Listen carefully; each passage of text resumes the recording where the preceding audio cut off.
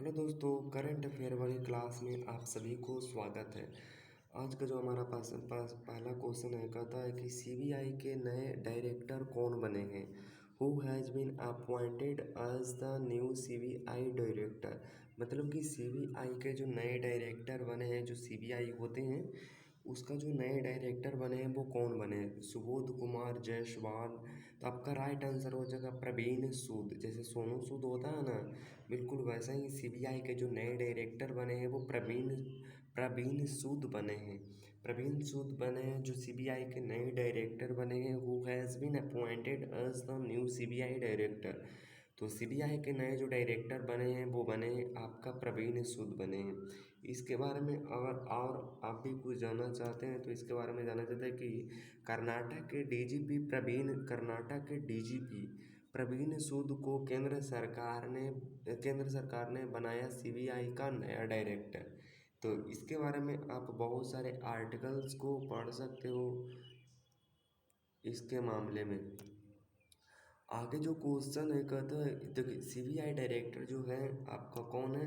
तो CBI director की बात करें तो प्रवीण सूद है। जैसे सोनू सूद हमारे होते हैं वो वैसे ही प्रवीण सूद होते हैं। और प्रवीण सूद का ये कुछ इस तरह से लोकेशन है।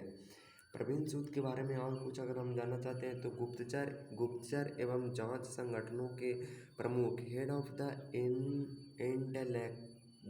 Intelligence and investigation organisation. इसका होता है head of intelligence and investigation organisation.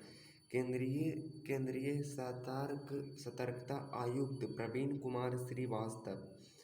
मुख्य चुनाव आयुक्त सीआईसी बने हैं जो बने हैं यशवर्धन कुमार सिन्हा।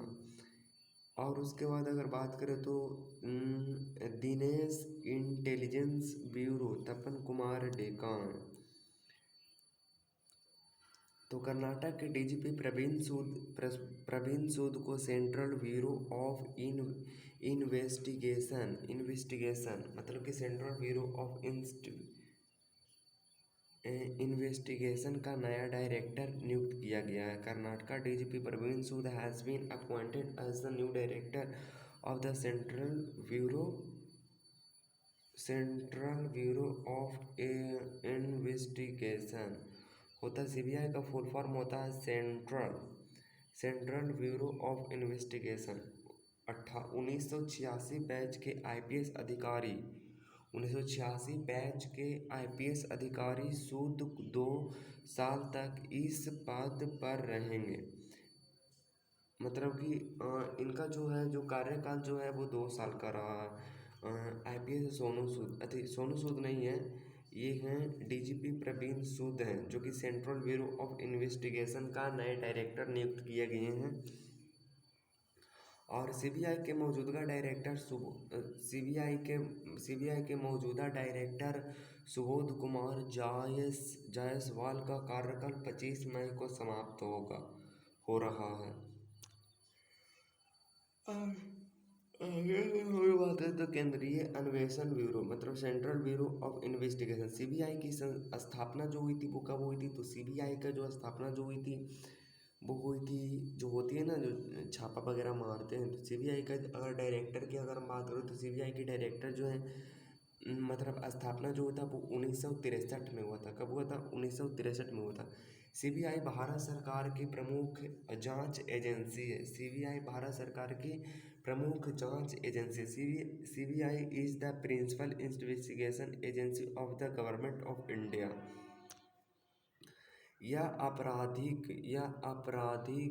आपराधिक एवं राष्ट्रीय सुरक्षा से जुड़े हुए भिन्न भिन्न प्रकार के मामलों की जांच करने के लिए लगाई जाती है। It is set up to investigation and different type of case related to criminal and national security. यह कार्मिक एवं प्रशिक्षण विभाग के अधीन कार्य करती है। तो करंट अफेयर की क्लास जो मैं आपके बाईलैंग्वेज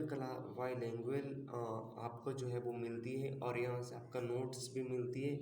आज हमारा करंट अफेयर की 5वीं दिन है और आज है 15 मई 2023 और इसमें सारे के सारे टॉपिक कवर मैं कर देता हूँ। तो सारे के सारे टॉपिक कवर कर देते हैं और सभी एग्ज़ाम के लिए आपके करंट अफेयर इम्पॉर्टेंट है। और प्रतिदिन 6 बजे लाइव आ जाया करिए। 6 बजे मैं आपके सामने उपस्थित रहता हूँ। आगे बात करें तो ये सभी एग्ज़ाम के लिए इम्पोर्टेंट है। एसएससी, एमटीएस, रेलवे की अगर बात करें, स्टेट एग्ज़ाम की बात करें, और अगर हम बात करें अदर स्टेट की बात करें, उसके बाद में बैंकिंग एग्ज़ाम के लिए है। तो इस तरह के जो आपके डिफेंस एग्ज़ाम जो हमारे होते हैं वो भी है, पुलिस एग्ज़ाम जो है वो भी है, और आपका यूपीएससी, स्टेट पीएससी एग्ज़ाम जो होते हैं उसके लिए भी इम्पोर्टेंट है। अब एक जो हमारे इम्पोर्टेंट चीज़ है कि उसको हम लोग बिना किए हुए जा ही नहीं सकते हैं कि हौसले बुलंद कर रास्ते पे चल दे, तुझे तेरा मुकाम मिल जाएगा, बढ़कर अकेला तू पहल कर, देख कर तुझको काफिला खुद बन जाएगा। तो टेलीग्राम ग्रुप अगर ज्वाइन नहीं किए तो आप यहाँ भी ज्वाइन कर सकते हैं, और अन्यथा हमारा लक्ष्मीका वाला यूट्यूब चैनल भी ज्वाइन कर, टेलीग्राम भी ज्वाइन कर सकते हैं। वहाँ पे आपको पीडीएफ अवेलेबल हो जाएगी। डेली रात को 8 बजे करंट अफेयर की टेस्ट होती है, तो वहाँ पे भी आप आ सकते हैं। आगे बात करें तो इंडियन नेवी में शामिल एक वॉरिस्प वॉरिस्प आईएनएस मोरमुगांव से किस मिसाइल का सफल परीक्षण किया है। कह रहे कि इंडियन नेवी में शामिल नए वॉरशिप आईएनएस मोरमुगांव से किस मिसाइल का सफल परीक्षण किया है। Which missile has been successfully test fired from the new warship ins Morgum inducted into the Indian Navy। तो है इंडियन नेवी में नए शामिल वॉरशिप आईएनएस मोरगुनाव ने किस मिसाइल का सफल परीक्षण किया है। तो वो किया है ब्रह्मोस किया है। ब्रह्मोस का सीन कुछ इस तरह से है, तो आप देख सकते हैं। और आगे बात इंडियन नेवी में शामिल नए वॉरशिप आईएनएस मोरगुनाव से ब्रह्मोस मिसाइल का सफल परीक्षण कर लिया है।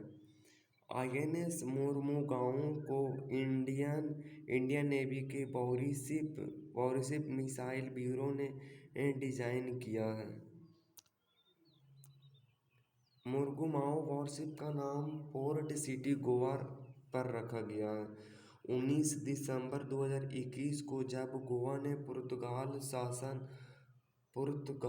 पुर्तगाली शासन से 60 साल की मुक्ति का जश्न मनाया था, तभी इस वॉरशिप ने पहली समुद्री यात्रा की थी। इसकी कमीशनिंग 18 दिसंबर 2022 को गोवा मुक्ति दिवस की पूर्व संध्या पर हुई थी। तो ब्रह्मोस मिसाइल के बारे में आप कुछ पढ़ सकते हैं। इसे भारत रूस ने संयुक्त रूप से मिलाकर बनाया गया है 1998 में और 2007 में।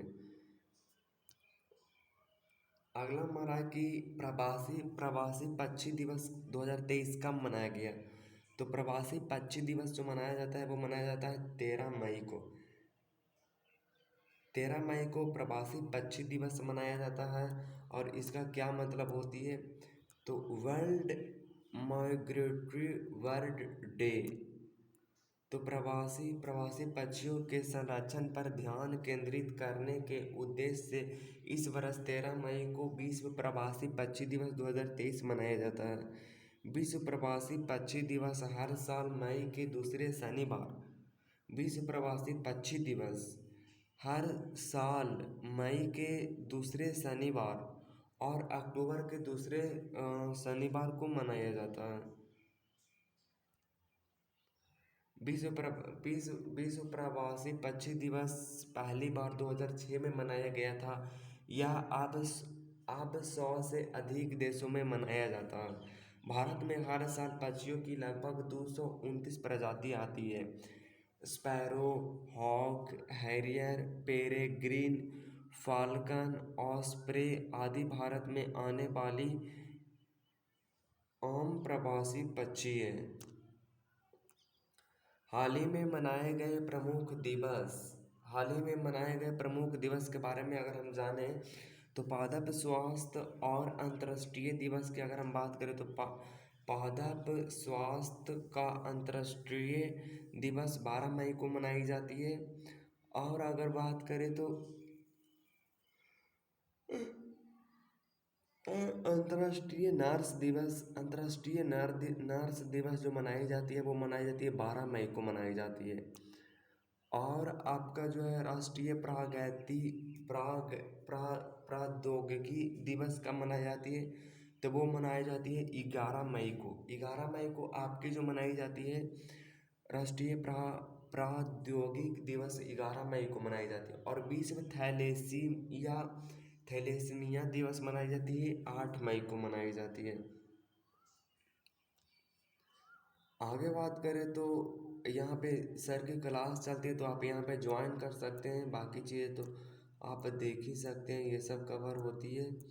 और आगे अपने क्वेश्चन पे आए तो SEFS ग्रास रूट डे कब घोषित किया गया? तो SEFF ग्रास रूट डे कब घोषित किया गया? तो वो किया गया है 23 जून को। 23 जून को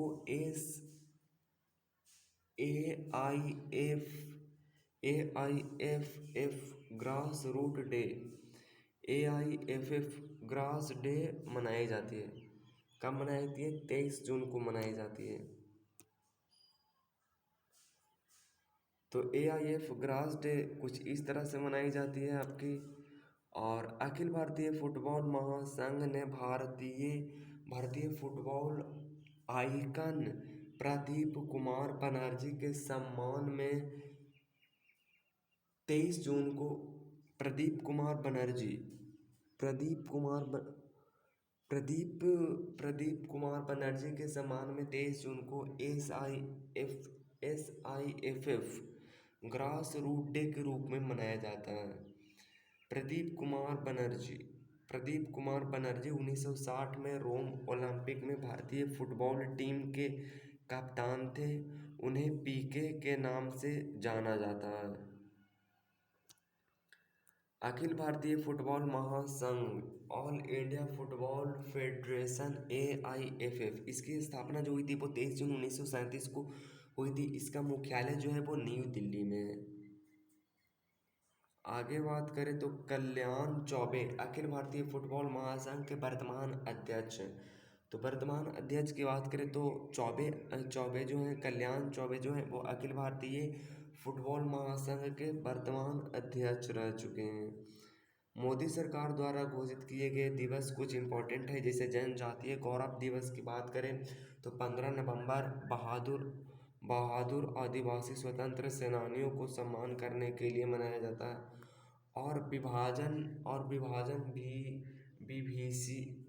विभीषिका दिवस 14 अगस्त 1947 को राष्ट्र के विभाजन के कारण अपनी जान गंवाने वाले श्रद्धांजलि के रूप में मनाया जाता है 14 अगस्त को।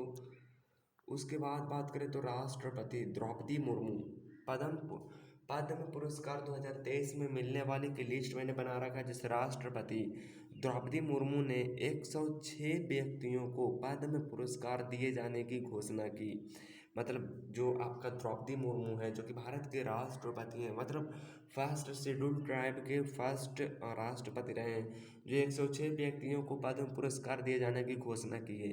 इसमें 6 पद्म विभूषण, 9 पद्म विभूषण और 91 पद्मश्री शामिल है। पद्म विभूषण 6 व्यक्तियों को। उसके बाद आगे अगर हम बात करें तो पद्म पुरस्कार जाकिर हुसैन जो पद्म विभूषण जो मिला है वो किसको मिला है? जाकिर हुसैन को मिला है। किसको? कला के क्षेत्र में मिला है, जाकिर हुसैन को मिला है, जो कि आपका महाराष्ट्र के हैं, जो कि कुछ इस तरह से दिखते हैं। कला के क्षेत्र में उनको मिला। और आगे बात करें तो पद्म पुरस्कार SS कृष्णा सार्वजनिक मामलों में जो कि कर्नाटक के हैं तो उन्हें पद्म पुरस्कार मिला है। आगे बात करें तो पद्म पुरस्कार 2023 में दिलीप दिलीप महालनोबिस मरणोपरांत चिकित्सा मिले हैं, मरने के बाद मिले हैं इन्हें, जो कि आपका पश्चिम बंगाल के श्रीनिवास वर्धन विज्ञान के इंजीनियरिंग के रूप में मिला है इनको पद्म विभूषण। भारतीय अमेरिका गणितज्ञ SR श्रीवास्तव वर्धन। उसके बाद मुलायम सिंह यादव को मिला है, जो कि उत्तर प्रदेश के रहे हैं, मरणोपरांत सार्वजनिक मामलों में इनको जो है वो मिला है। आगे अगर हम बात करें तो आगे अगला क्वेश्चन है कि यूनेस्को को विश्व विरासत सूची यूनेस्को की विश्व विरासत सूची के स्थानीय सूची में जोड़ने की सिफारिश की गई है। तो अगर हम बात करें इसकी कि यूनेस्को की विश्व विरासत सूची के अस्थायी सूची में जोड़ने की सिफारिश जो की गई है, यूनेस्को की विश्व विरासत सूची के अस्थायी सूची में जोड़ने की सिफारिश की गई है, वो की गई है Shanti Niketan. Which of the following has been recommended to be added to the tentative list of UNESCO world hi-tech list की बात करें तो शांति निकेतन जो है वो आपका करेक्ट उत्तर हो जाएगा। शांति निकेतन ये है। और इसके मामले में अगर हम बात करें तो यूनेस्को की विश्व विरासत सूची को अस्थायी रूप से अस्थायी जोड़ने की सिफारिश की गई थी। पश्चिम बंगाल के शांति निकेतन को यूनेस्को की विश्व विरासत सूची में शामिल करने की सिफारिश की गई है। शांति निकेतन की स्थापना नोबेल पुरस्कार विजेता रविंद्रनाथ टैगोर ने की थी। शांति निकेतन की अगर हम बात करें तो शांति निकेतन की स्थापना शांति निकेतन की स्थापना की अगर हम बात करें तो शांति निकेतन की स्थापना नोबेल पुरस्कार विजेता रविंद्रनाथ टैगोर ने की थी। Shanti Niketan was founded by Nobel literature Rabindranath Tagore. Shanti Niketan Paschim Bangal में स्थित है। शांति निकेतन जो आपका स्थित है वो कहाँ स्थित है? पश्चिम बंगाल में स्थित है।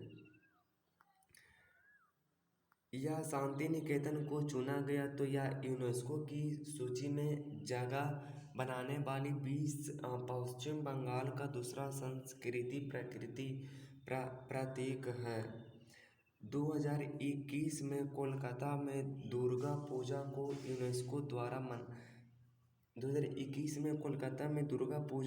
यूनेस्को द्वारा मानवता की अमूर्त सांस्कृतिक विरासत की सूची में शामिल किया गया था। परीक्षा संजीवनी की अगर हम बात करें तो काफ़ी ज़्यादा इम्पोर्टेंट यहाँ पे मैंने लिया है।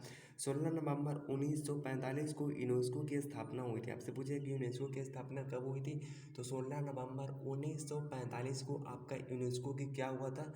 स्थापना हुआ था। संयुक्त राष्ट्र शैक्षणिक वैज्ञानिक एवं संस्कृति संगठन UNESCO संयुक्त राष्ट्र की एक विशेष एजेंसी है। The United Nations Education, Scientific and Culture Organization is a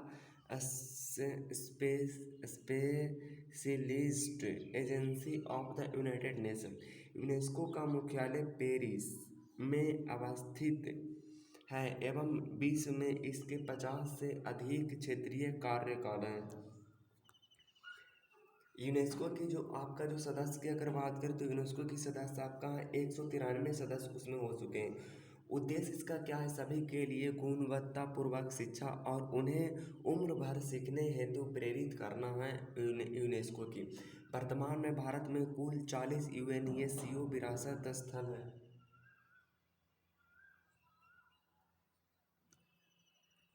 तो इसके 193 सदस्य हो चुके हैं और उद्देश्य सभी के लिए गुणवत्तापूर्वक शिक्षा और उन्हें उम्र भर सीखने की हेतु प्रेरित करता है।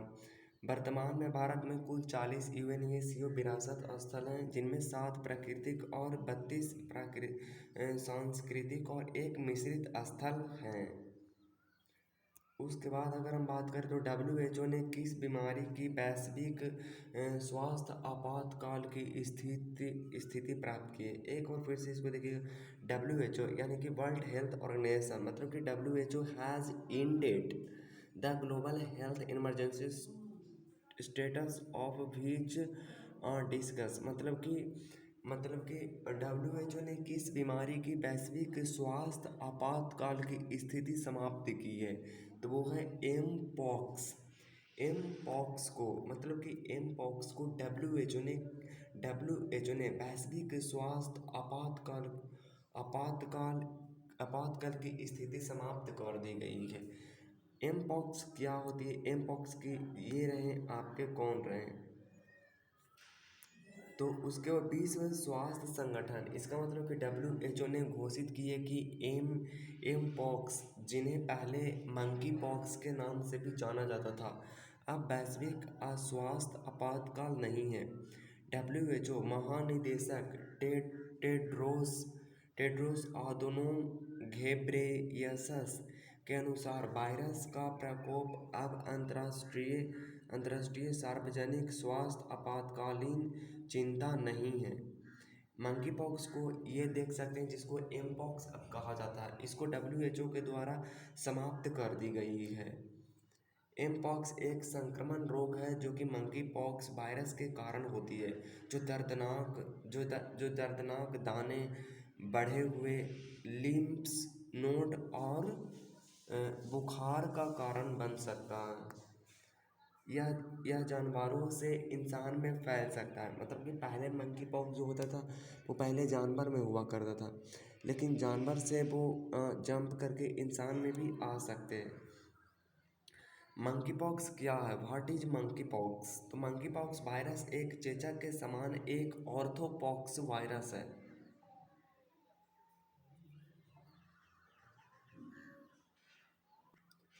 मंकी पॉक्स वायरस चेचक के समान एक ऑर्थोपॉक्स वायरस है। Monkeypox virus is a orthopox virus similar to smallpox. इनकी पहचान बंदरों में होने वाली चेचक जैसी बीमारी के रूप में की गई है, इसलिए इसे मंकी पॉक्स कहा जाता है। ये एक वायरस वाली जो बीमारी है। अगला क्वेश्चन है कि ज्ञानवादी मस्जिद कहाँ स्थित है, जिसमें स्थित शिवलिंग की कार्बन डेटिंग की जाएगी। वेयर इज ज्ञान वेयर इज ज्ञानवादी मस्जिद located in which carbon dating of Shivling will be done. तो ये है वाराणसी में, क्योंकि धार्मिक स्थल जो है आपका वाराणसी है।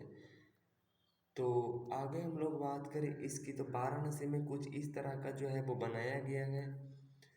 और अगर बात करें तो ज्ञानवादी मस्जिद कहाँ स्थित है, तो वो आपका स्थित है कहाँ? वाराणसी में। अगर आपका वाराणसी कहाँ है, तो वाराणसी की अगर हम बात करें तो वाराणसी आपका लोकेटेड है उत्तर प्रदेश में, यानी कि जो कि उत्तराखंड से अलग हो गया है, जो कि उसका लोकेशन कुछ है। इलाहाबाद उच्च न्यायालय ने हाल ही में भारतीय पुरातत्व सर्वेक्षण SSI को भारत के वाराणसी में ज्ञानवादी मस्जिद के अंदर स्थित एक शिवलिंग के कार्बन डेटिंग परीक्षण का आदेश दिया है। उसके बाद क्वेश्चन आता है कि अदालत का आदेश हिंदू कार्यकर्ताओं के एक समूह द्वारा दायर एक याचिका के जवाब में आया, जिसमें दावा किया गया था कि मस्जिद एक हिंदू मंदिर के स्थान पर बनाई गई थी। कार्बन डेटिंग क्या है? मतलब कि कार्बन डेटिंग जो होती है वो क्या है? कार्बन डेटिंग एक वैज्ञानिक तकनीक है जिसका उपयोग किसी नमूने में मौजूद कार्बन 14 की यात्रा को मापकर कार्बनिक पदार्थों की आयु निर्धारित करने के लिए किया था। हाँ, कार्बन 14 जो आपका जो जैसे कि सिंधु घाटी सभ्यता हमारा जो था उसमें हम लोगों ने C14 के जरिए पता लगाते थे कि हाँ ये कितना साल पुराना है, कितना साल एशियंट है। तो वही कहता है कि कार्बन डेटिंग एक वैज्ञानिक तकनीक है जिसका जिसका उपयोग किन्हीं नमूने में मौजूद कार्बन 14 की मात्रा को मापकर कार्बनिक पदार्थों की आयु निर्धारित करने के लिए किया जाएगा। Carbon dating is a scientific technique using to determine the age of origin matter of by measuring to amount of carbon 14 present in a similar। अगला नंबर हमारा क्वेश्चन है कहता है कि हाल ही में किस बंदरगाह को सागर श्रेष्ठ पुरस्कार से सम्मानित किया गया। तो वो कोची बंदरगाह, कोची बंदरगाह को सागर श्रेष्ठ पुरस्कार से सम्मानित किया गया है। ये देखिए जैसा कि आप फोटो को देख सकते हैं जो कि आपका जो है क्या कहते हैं उसको सागर श्रेष्ठ पुरस्कार से सम्मानित किया गया है कोची बंदरगाह को। और कोची बंदरगाह कहाँ है चलिए हम जान लेते हैं। कोची पोर्ट को समुद्री समुद्री क्षेत्र में उत्कृष्ट प्रदर्शन के लिए जहाजरानी जहाजरानी मंत्रालय द्वारा वर्ष 2023 के लिए प्रतिष्ठित सागर श्रेष्ठ पुरस्कार से सम्मानित किया गया है। Cochin Cochin Cochin port has been awarded to prestigious Sagar, इसको बोलते हैं उत्कृष्ट प्रदर्शन award for the year 2023 by the ministry of shipping of outstanding performance in the maritime sectors. दक्षता, उत्पादकता और पर्यावरणीय स्थिरता सहित विभिन्न श्रेणियों में उत्कृष्टता प्राप्त करने के लिए भारतीय बंदरगाहों को सागर श्रेष्ठ पुरस्कार दिया जाता है। भारत की पहली पॉड टैक्सी किस राज्य में शुरू की गई है। भारत की पहली पॉड टैक्सी की अगर बात करें तो पॉड टैक्सी जो होती है करें किस राज्य में शुरू की गई। Indian first pod taxi will be launched in which state. तो वो की गई है आपका उत्तर प्रदेश में। उत्तर प्रदेश का मुख्यमंत्री जो है वो कौन है, तो वो है कौन है, योगी आदित्यनाथ हैं। तो भारत की पहली पॉड टैक्सी किस राज्य में शुरू हुई है, तो वो हुई है उत्तर प्रदेश में। उत्तर प्रदेश में पॉड टैक्सी के बारे में ये बिल्कुल एकदम छोटे छोटे सा रहेंगे और आपको आपके जहाँ पहुँचने के रहेंगे, जहाँ आपकी डेस्टिनेशन रहेंगे वहाँ पे आपको ले जा करके छोड़ दिया जाएगा। यमुना एक्सप्रेसवे इंडस्ट्रियल अथॉरिटी ने देश की पहली पॉड टैक्सी के रिवांस प्रोजेक्ट को मंजूरी दी है। पॉड टैक्सी नोएडा के जेवर एयरपोर्ट से फिल्म सिटी के बीच चलेगी। मतलब कि छोटा छोटा से एरिया में आपके डेस्टिनेशन तक छोड़ दिया जाएगा। यूपी सरकार से इसकी मंजूरी मिलने के बाद इसका निर्माण शुरू हो गया है। इस प्रोजेक्ट में लगभग 810 करोड़ रुपए खर्च होने का अनुमान लगाया गया है। आगे बात करें तो क्या है, यह इलेक्ट्रिक वाहन है। हाँ, ये जो पोटो टैक्सी है ये इलेक्ट्रिक वाहन है जो कि बिना ड्राइवर के चलेंगे। This is this this is an electric vehicles that will run without a driver, बिना ड्राइवर के चलने वाली टैक्सी ऑटोमेटिक कार की तरह होती है। इसमें यात्रियों की संख्या तय रहेगी। यात्रियों की संख्या ऐसा नहीं रहेगी कि जितना आप अपलोड कर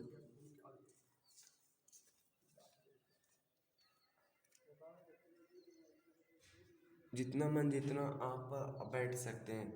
इसमें यात्रियों की संख्या लिमिटेड रहेगी और देख सकते हैं कुछ इस तरह से आपकी चलेगी। और अगर बात करें तो इसकी स्पीड अधिक होने के कारण लोग जल्द पहुंच जाते हैं और इसे रोड से बने स्टील फ्रेम पर चलाई जाएगी। मतलब रोड जो आपका जो बनेगा वो भी एकदम स्टील की बनेगा। पर्यावरण के हिसाब से इसे बेहतर माना गया है क्योंकि ये कार्बन नहीं प्रोड्यूस करेगा आपकी। कई देशों में इसे चलाया जा रहा है, कई सारे देश में इसको चलाया जा रहा है। और आगे हम लोग बात करें तो सबसे लास्ट क्वेश्चन है कि इंटरनेशनल म्यूजियम एक्सपो 2023 का आयोजन कहाँ किया जाएगा। Where will the international museum expo 2023 be held. तो वो न्यू न्यू दिल्ली में इंटरनेशनल म्यूजियम एक्सपो 2023 का आयोजन किया गया, जो कि आप देख ही सकते हैं। आगे बात करें तो यह आयोजन 18 से 20 मई तक नई दिल्ली के प्रगति मैदान में आयोजित होगा। प्रधानमंत्री नरेंद्र मोदी 18 मई को नॉर्थ और साउथ ब्लॉक में नए म्यूजियम की योजना अनावरण करेंगे। आगे बात करें तो इंटरनेशनल म्यूजियम एक्सपो की बात करें तो 2023 इंटरनेशनल म्यूजियम एक्सपो 2023 केंद्रीय मंत्री जी किशन रेड्डी ने कहा कि यह अपनी तरह का एक ऐतिहासिक आयोजना है, क्योंकि ऐसा पहली बार जब सरकार इसमें म्यूजियम के विकास के लिए नई टेक्नोलॉजी और पहल का प्रदर्शन करेगी। तो यहाँ कुछ वाई लैंग्वेज में दे रखा है, तो आप इसको चाहे तो पढ़ सकते हैं, नहीं चाहे तो नहीं पढ़ सकते। अगला जो हमारा है कि RRR यानी कि रिपीट, रिकॉल और रिवाइज में आप सभी को स्वागत है। आयरलैंड के नए प्रधानमंत्री कौन बने हैं। तो आयरलैंड के नए प्रधानमंत्री बने हैं लियो वराडकर। आयरलैंड के नए प्रधानमंत्री बने हैं लियो वराडकर। ऋषि सुनक नहीं बने हैं। ऋषि सुनक है जो ब्रिटेन के प्रधानमंत्री बने हैं एंटोनियो कोस्टा और चंद्रिका प्रसाद संतोखी। अंतर्राष्ट्रीय प्रवासी दिवस कब मनाया जाता है। तो अंतर्राष्ट्रीय प्रवासी दिवस जो मनाया जाता है, अंतर्राष्ट्रीय प्रवासी दिवस कब मनाया जाता है। अंतर्राष्ट्रीय प्रवासी दिवस आपका कब मनाया जाता है।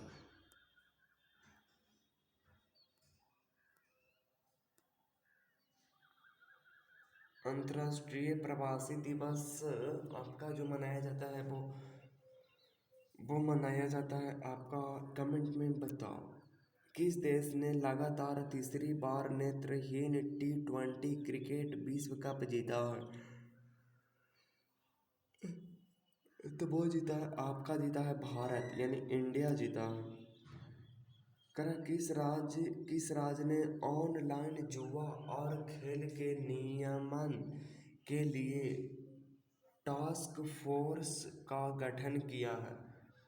तो वो क्या है, मध्य प्रदेश ने। मध्य प्रदेश राज्य ने ऑनलाइन जुआ और खेल के नियमन के लिए टास्क फोर्स का गठन किया है।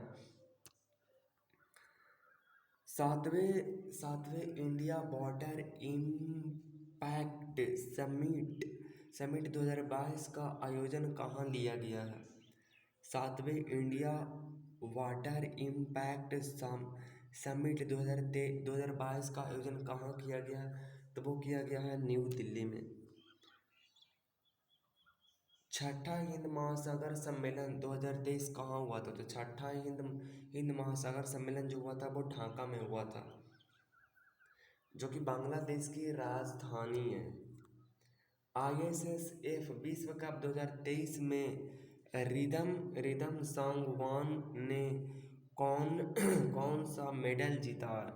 तो ISSF विश्व कप 2023 में रिदम सांगवान ने कौन सा मेडल जीता है। तो वो जीता है ब्रॉन्ज मेडल। राष्ट्रीय प्रौद्योगिकी दिवस कब मनाया जाता है। तो वो राष्ट्रीय प्रौद्योगिकी दिवस मनाया जाता है, यह 11 मई को मनाया जाता है। अजय वारियर 2023 अभ्यास कहाँ आयोजित किया गया। तो वो किया गया है आपका अजय वॉरियर 2023 अभ्यास कहाँ आयोजित किया गया। तो वो किया गया यूनाइटेड किंगडम में किया गया है।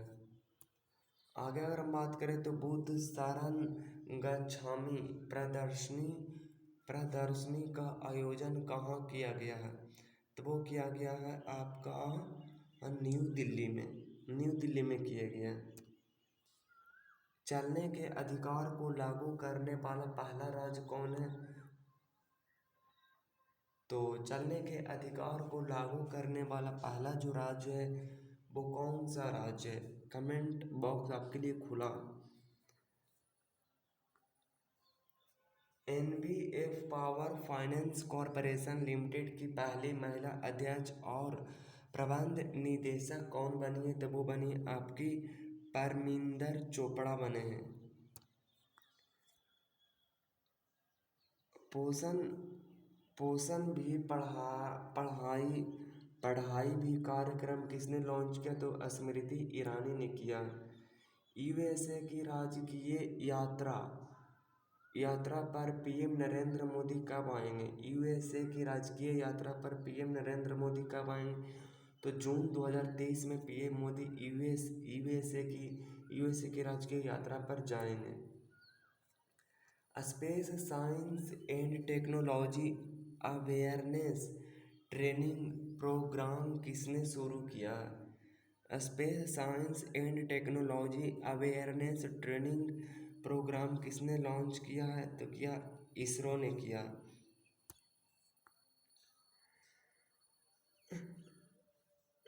यूपीपीसीएस प्लेटफॉर्म क्वेश्चन की बात करें तो ये कुछ हैं जो बजट आए हैं, तो इसको एक बार आप देख लीजिएगा, काफ़ी ज़्यादा इम्पोर्टेंट है आपके लिए।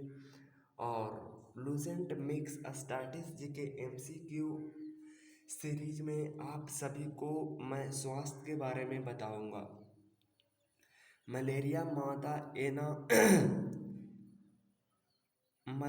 मादा एनाफिलीज से फैलता है, इसकी खोज सबसे पहले किसने किया था? तो मलेरिया मादा एनाफिलीज से फैलता है, इसकी खोज सबसे पहले किसने की थी? तो रोनाल्डो रास ने की थी। मलेरिया मादा एनाफिलीज से फैलता है, इसकी खोज सबसे पहले किसने की थी? तो वो की थी रोनाल्ड रास ने की थी। डाउन सिंड्रोम वाली व्यक्ति अपरिहार्य रूप से किससे ग्रस्त हो जाते हैं? तो वो अल्जाइमर रोग से हो जाते हैं। बीसीजी का टीका कितनी उम्र में लगाया जाता है? तो वो लगाया जाता है जन्म लेने के 24 घंटे के भीतर। बीसीजी। आगे बात करें तो रेबीज क्या है? तो रेबीज एक विषाणु जनित रोग है। रेबीज क्या है? तो रेबीज एक विषाणु जनित रोग है। प्लेग किससे फैलता है? तो प्लेग जो है वो किससे फैलता है? कमेंट में बताओ। कौन सा रोग कफक के कारण होता है? तो कौन सा रोग कफक के कारण होता है? तो कफक के कारण जो होता है वो आपका स्किन रोग होता है, मतलब त्वचा का प्रदान होती है। आगे बात करें तो थैलासेमिया एवं वंशानुगत बीमारी है जो कि निम्न में से प्रभावित करती है खून को। हाँ, थैलासेमिया एक वंशानुगत बीमारी है। आयोडीन युक्त नमक उपयोगी होता है, वो होता है किसके लिए? आपका जो होता है वो आपका होता है रोगों के लिए, प्रतिरोध वृद्धि करता है। आगे बात करें तो प्रोटीन कुपोषण का परिणाम है। प्रोटीन कुपोषण का परिणाम है कौन? वालाच्य मारास्म कहते हैं उसको। डेंगू एक बुखार है जो उत्पन्न होता है तथा दूसरे मनुष्य में पहुंचता है वायरस तथा मादा एडिस मच्छर के द्वारा। 15 मई 2023 की आज का जो आपका होगा वो टेस्ट होगा। तो चलिए इसको शुरू करते हैं। सीबीआई की स्थापना वर्ष की गई थी? तो 1963 में की गई थी। वर्तमान में इंटेलिजेंस ब्यूरो के निदेशक कौन बने?